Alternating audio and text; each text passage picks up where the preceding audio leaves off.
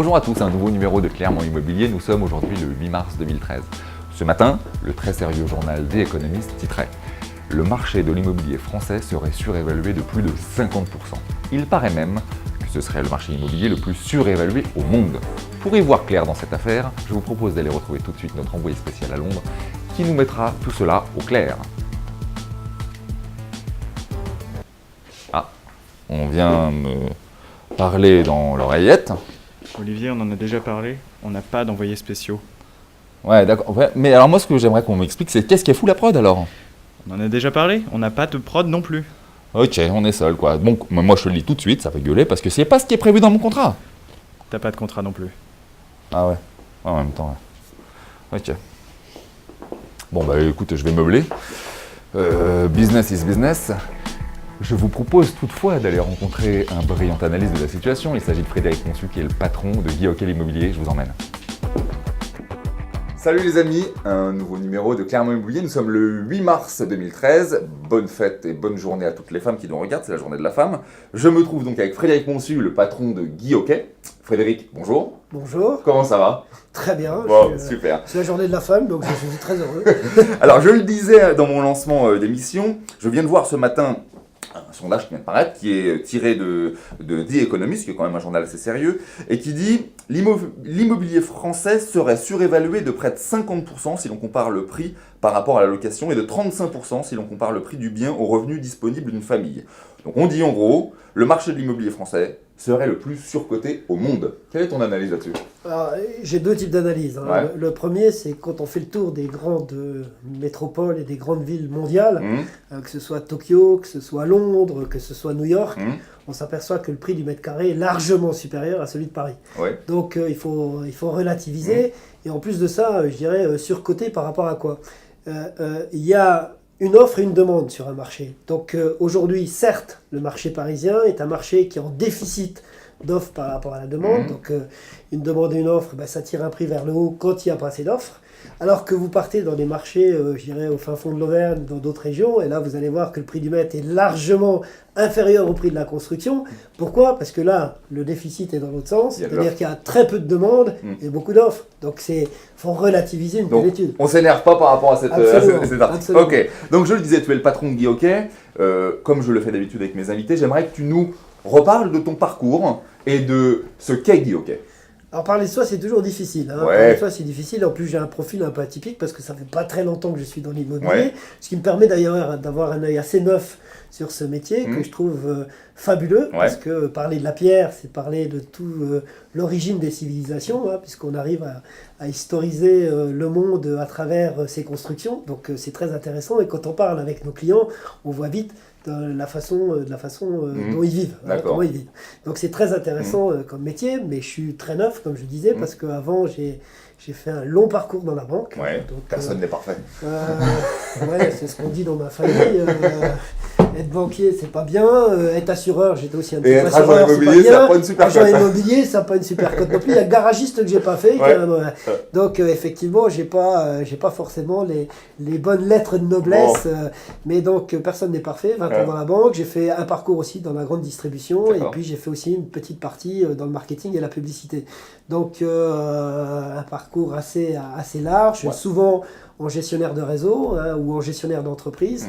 Donc voilà, c'est un peu mes spécificités. Donc, et alors, des réseaux. Guy Hockey, qu'est-ce que c'est que ce réseau alors? Alors Guy Hockey, c'est le 3e réseau de franchise. C'est le 4e si on met Orpi, mais qui n'est pas vraiment un réseau de franchise, mais qui est un succursaliste. Donc plutôt un groupement d'intérêt.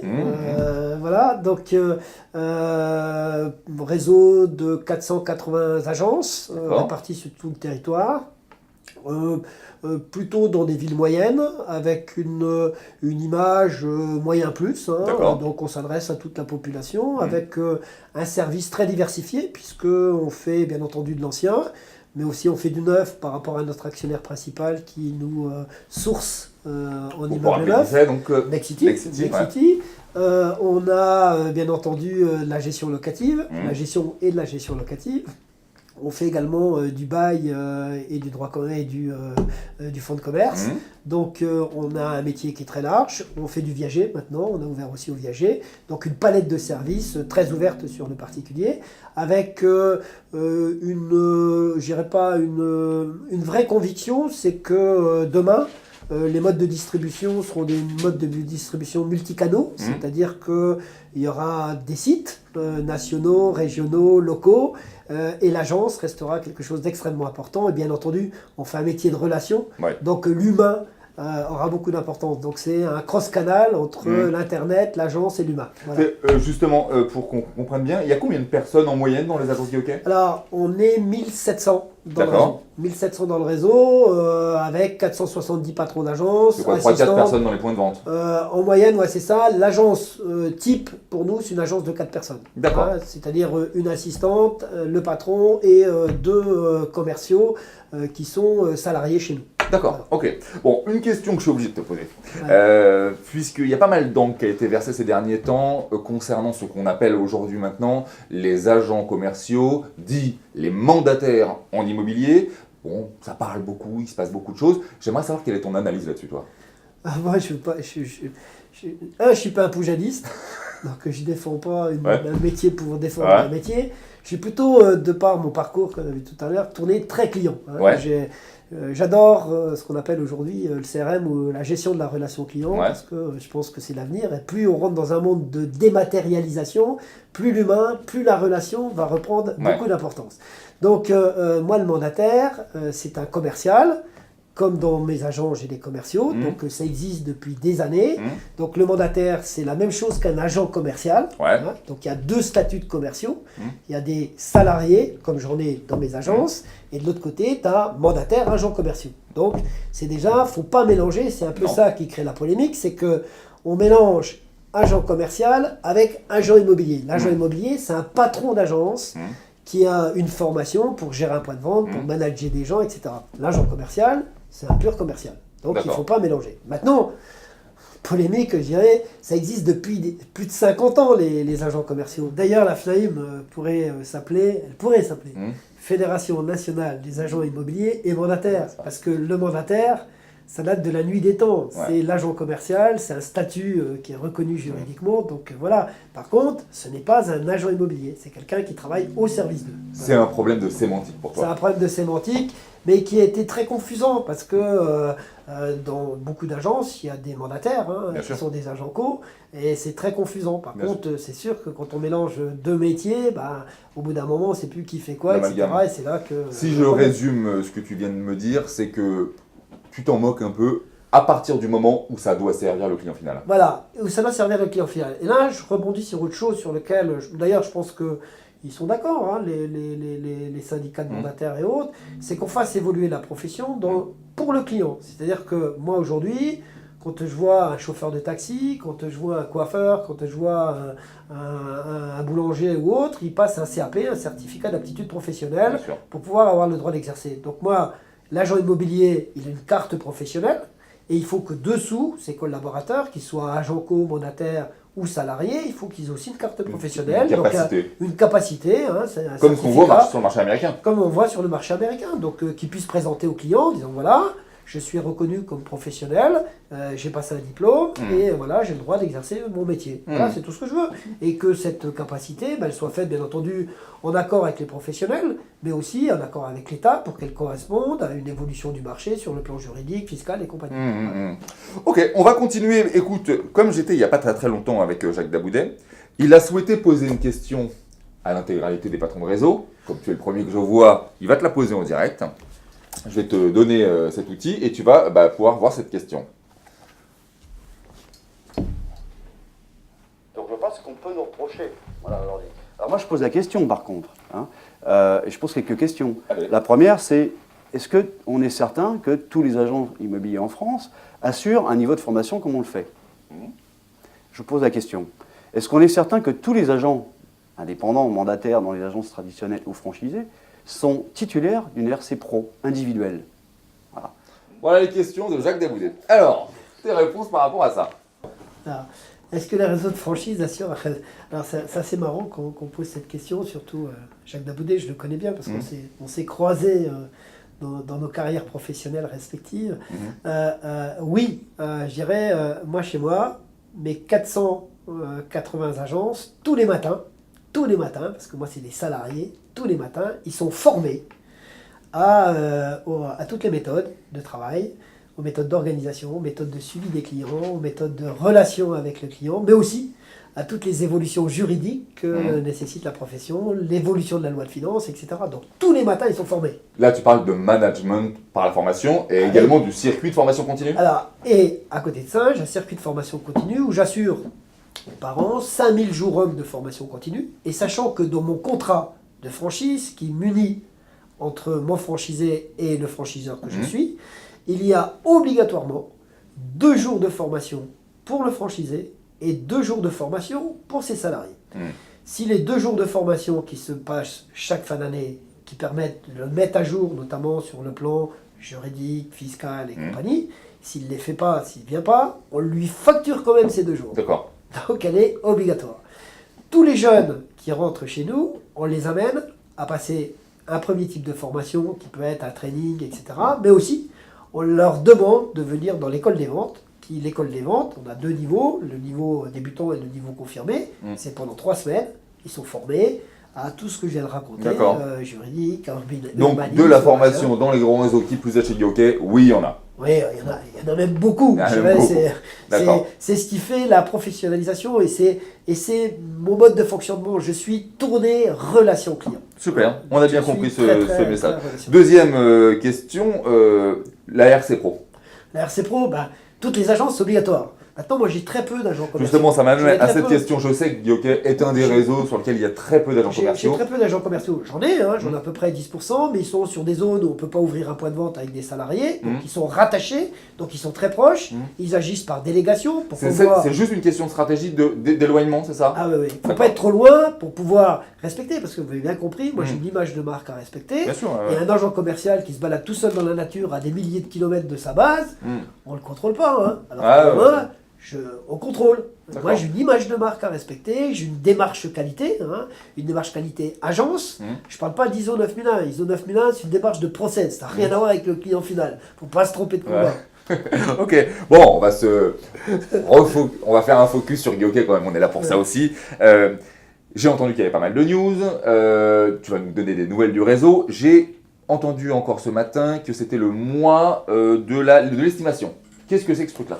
Alors, qu'est-ce que c'est ce truc-là? Donc, le mois de l'estimation, c'est vrai que chaque année, à peu près à la même période, on lance une grande campagne télé avec nos agences. Et l'objectif, c'est d'estimer le bien de nos clients et surtout de rentrer des mandats. D'accord. De rentrer des mandats exclusifs, notamment. Et pour ce faire, donc, on a passé un accord avec Castorama. Et Castorama donc, nous fournit des kits qui permettent à nos clients qui font l'estimation de pouvoir réhabiliter une partie de leur maison. Ça peut être isolé, ça peut être monter une cheminée. Rendre joli. Voilà, c'est rendre c'est joli. du homestaging soi-même. Voilà, homestaging soi-même, qu'on peut déléguer parce que si vous allez chez Casto, bien entendu, ils essaient de vous vendre les matériaux qui vont avec, mais aussi ils peuvent vous mettre en relation avec des artisans si vous ne savez pas faire une partie de cette rénovation. Mais vous pouvez le faire vous-même. L'objectif, c'est un kit où tout est expliqué avec un CD-ROM, etc. On vous raconte tout dans le détail pour que vous puissiez le faire vous-même. D'accord, donc c'est encore une fois service. Toujours service client. Service client, service client. Ok, alors 2012, j'imagine que tu l'as vécu un peu comme tout le monde, a plutôt été placé sous le signe d'une mauvaise année pour l'immobilier, pour la branche. 2013 démarre, enfin on est dans le premier trimestre. Quelles sont tes analyses sur cette année? Comment tu penses que ça va se passer? Et je vais englober dans cette question, et j'aime bien terminer par ça, ton conseil, ton expertise, si les gens qui nous regardent aujourd'hui veulent acheter, veulent vendre, tout ça, quel est ton conseil vis-à-vis des particuliers qui vont se lancer dans une opération immobilière? Alors, il y a plusieurs questions. 2013, qu'est-ce que tu en penses? Déjà, 2012. 2012, alors, on dit 2012 c'est une mauvaise année, parce qu'on la compare à l'année précédente, qui est 2011, qui était une excellente année. Il s'est fait plus de 850 000 transactions en France. C'est une des années records. Donc on compare une année record à une année qui a été très bouleversée sur le plan politique. Bien sûr. Donc il ne faut pas oublier que l'indice de confiance est extrêmement important dans l'achat immobilier Et si le Français n'a pas de visibilité sur la politique, il va hésiter d'acheter, que ce soit la montée du chômage d'un côté, l'instabilité juridique ou fiscale, tout ça a bloqué le marché à certaines périodes de l'année. Parce que toutes les périodes n'ont pas été les mêmes en 2012. Je rappelle que début 2012, on a eu un creux de marché. D'ailleurs, les banques ont constaté, la Banque de France, qu'il y avait moins 45% d'engagement de crédit. Pourquoi? Parce que fin 2011, excellente année, accélération par disparition du PTZ, par plein de choses qui ont fait que les ventes ont explosé. Donc il y a eu un creux de marché début d'année. Ça a recommencé au mois de mai jusqu'au mois du moins avant le mois de mai, puis les élections. Les élections recreux. Redémarrage légèrement en septembre, puis recreux en décembre. Voilà. Donc c'est une année qui n'est pas linéaire, qui est vraiment en dents de scie sur le plan de l'immobilier. On perd toutefois ce qui fait que, 150 000 transactions. Voilà, on fait moins 19, moins 20% de transactions. Et nous, Guy dans ce marché, on fait que moins 5%. Donc on a gagné de la part de marché. Vous tirez votre épingle du jeu là-dessus. Qualité de service. Qualité de service. Ensuite, l'année 2013, comment on la voit? Alors moi j'ai pas de boule de cristal, donc je suis plutôt un homme tourné vers les maths et les statistiques. Donc quand je croise un peu tous les chiffres, nos anciens chiffres chez nous, mais aussi les chiffres des gens avec qui j'ai travaillé, que ce soit le Crédit Foncier, les caisses d'épargne, le groupe BPCE que je connais bien, ou Meilleur Taux, quand on croise tous nos chiffres, on peut imaginer que 2013 va tourner autour de 570 000 transactions, entre 570 et 600 000. Encore un repli donc. Donc encore un repli, mais pas le même, il n'est pas de moins 20%, il est de moitié. Il n'est plus que de moins 10%. Il n'est plus que de moins 10% par rapport à l'année précédente qui avait bien chuté. Par rapport à ça, le début de l'année, janvier, février, moi je fais plus 10 en cumulé. D'accord. Plus 10% par rapport à l'année dernière, qui était mauvaise à cette période-là, certes, mais ça veut dire qu'il y a un redémarrage. Au-delà de la qualité de service, tu l'attribues à quoi ce... C'est globalement... Les taux d'intérêt qui sont historiquement bas. Il y a plusieurs choses. C'est que aujourd'hui, l'offre s'est reconstituée dans les agences par rapport à l'année dernière. Donc, il y a un moment, par exemple, sur Paris, il y a des biens qui étaient rentrés le matin et qui étaient en compromis le soir, qui étaient vendus. Donc, 48 heures, voire même 24 heures par moment. Aujourd'hui, on est plutôt sur 3 semaines, un mois. Donc, les biens, les stocks se sont reconstitués en agence. Ce qui veut dire que l'acquéreur a plus de stocks, plus de choix. Donc, c'est un bon moment pour pouvoir observer le marché. Première des choses. Deuxième des choses, les taux d'intérêt n'ont jamais été aussi bas depuis 1945. Donc même si les banques... elles remontent un peu ces derniers temps-là. Comment? Elles remontent un petit peu ces derniers temps. Elles remontent un peu, mais c'est surtout que c'est les taux d'octroi qui ont modifié. C'est-à-dire que quand on est primo-accédant, on a plus de difficultés d'accéder au crédit que quand on a un petit peu d'apport personnel, une certaine surface financière. Mais bon, les taux qui sont meilleurs. Il reste quand même en France... malgré tout, des éléments qui sont très positifs, c'est-à-dire qu'on a une démographie qui augmente, et cette démographie augmentant, il y a une recherche de logements, donc de biens immobiliers. Donc il y a une offre qui est peut-être pléthorique dans certains endroits, mais qui répond à une demande de croissance de population dans l'autre. Donc tous ces facteurs sont des facteurs de relance. Incitatifs. Il manque un petit indicateur de confiance des Français par rapport à la politique, et peut-être un petit signe des politiques, notamment sur la primo-accession, pour relancer définitivement ce marché, qui à mon avis en 2014 va exploser. Il manque des logements également, ça paraît. Voilà, et pourquoi? Parce que aussi, par rapport à ce qui s'est passé en 2012, les promoteurs ont acheté moins cher, les terrains étaient un peu élevés, donc ils ont moins construit, donc ils n'ont plus d'offres aujourd'hui. N'ayant plus d'offres, obligatoirement, diminution de l'offre, augmentation des prix. Donc si on remet de l'offre sur le marché, surtout dans les grandes villes, dans les mégapoles, obligatoirement, ça va rendre le marché plus fluide. D'accord. Donc pour finir cette entrevue, quel est ton conseil pour nos concitoyens qui voudraient se lancer dans une opération immobilière? Qu'est-ce que tu leur conseilles, ces gens-là? Je dis c'est le moment. C'est le moment. Autant pour l'achat que pour la vente? Alors, pour la vente, de toute façon, à un moment donné, il faut encore que les prix baissent dans certains endroits, il est clair. Mais on est toujours sur un problème d'offre et de demande. C'est-à-dire, pourquoi baisser mon prix s'il n'y a pas beaucoup d'offres, mais il y a des endroits aujourd'hui où l'offre est devenue plus fluide. Donc, on peut dire, alors, toujours mes trois marchés, le marché parisien, il ne va pas baisser beaucoup plus qu'il a baissé, même si dans certains quartiers, on constate. Dans les grosses mégapoles, on commence à arriver vers des prix qui sont à moins 5% par rapport à ce qu'ils étaient en 2012. Donc là, on va commencer d'approcher un prix plancher. Et puis, les petites villes, les villes de 50 et 20 000 habitants. Alors, il y a encore là deux types de segments de villes. Les villes qui ne sont pas équipées en infrastructures autoroutières, TGV, etc. Où là, bien entendu, les gens vont plutôt sur les grosses mégapoles. Donc là, il y a de nouveau une offre qui devient pléthorique. Donc là, les prix baissent. Donc là, c'est le moment de faire des bonnes affaires. C'est le moment de... Donc là, on arrive à des endroits où on arrive à des moins 20%. Donc ça n'ira pas plus bas non plus. Là, hein. Et puis, vous avez l'autre type de ville qui, elle, est reliée par des infrastructures routières, etc. Où le prix baisse. On est à moins 10, moins 15. Et là, il y a des belles opérations à faire. Donc globalement, il n'y a pas de réponse monolithique. Il n'y a pas une seule réponse. Il y a plusieurs types de réponses par rapport au marché. C'est pareil sur Paris. C'est plutôt une bonne période, une bonne conjoncture. Disons que l'acquéreur a tous les moyens pour pouvoir observer et faire un peu son marché. On est rentré dans un marché d'acquéreur, clairement. Voilà, on est rentré dans un marché d'acquéreur, on n'est plus dans un marché de vendeur. Donc si le vendeur, il veut vendre, il va falloir qu'il s'adapte à son marché. Qu'il ajuste un peu. Il faut qu'il s'ajuste. On est dans un marché d'acquéreur. Maintenant, si on reprend Paris, qui est quand même, qui représente 30% des agents en France, mais qui n'est pas la France tout entière, puisqu'il reste les 70% de l'autre côté, le marché parisien, et notamment la grande couronne parisienne, il faut observer avec le Grand Paris tout ce qui va se mettre en place, mais il y a des affaires à faire. Il y a des affaires à faire sur des quartiers, sur des petites villes qui aujourd'hui ne sont pas renommées, etc. Il y a des affaires à faire. C'est le moment de se positionner. D'accord. Frédéric, j'étais super content de te recevoir dans l'émission. Un plaisir de te rencontrer. On te souhaite bon courage et longue vie à Guy Hockey. Et pour toutes tes actions en cours, notamment le mois de l'estimation, on peut retrouver ces informations sur le site. Tu nous rappelles l'adresse si tu l'as? C'est guyhockey.com. Merci les amis. À bientôt pour d'autres aventures immobilières. Salut. Merci beaucoup.